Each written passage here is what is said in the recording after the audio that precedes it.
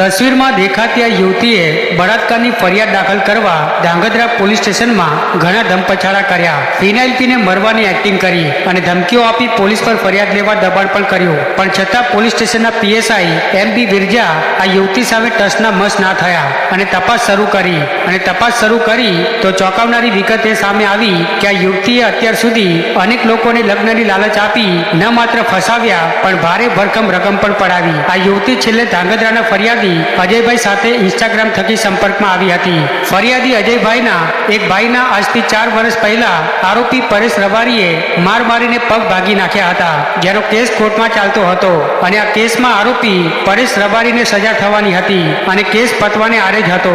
ત્યાં જ આ યુવતી ઇન્સ્ટાગ્રામ થકી ફરિયાદીના સંપર્કમાં આવી અને ફરિયાદીને પ્રેમ સંબંધમાં ફસાવી કેસ પાછો ખેંચ અને 5 લાખ રૂપિયા આપ, નહીં તો બળાત્કારના કેસમાં ફસાવી દેશની ધમકી આપી પોલીસ સ્ટેશન જઈ ફરિયાદી સામે બળાત્કારની ફરિયાદ દાખલ કરવા ધમપછાડા કર્યા હતા. પણ પોલીસની સૂઝબૂઝ અને 3 દિવસની તપાસ બાદ બળાત્કારની ફરિયાદ કરતી આ યુવતી હની ટ્રેપ માસ્ટરમાઇન્ડ નીકળી છે.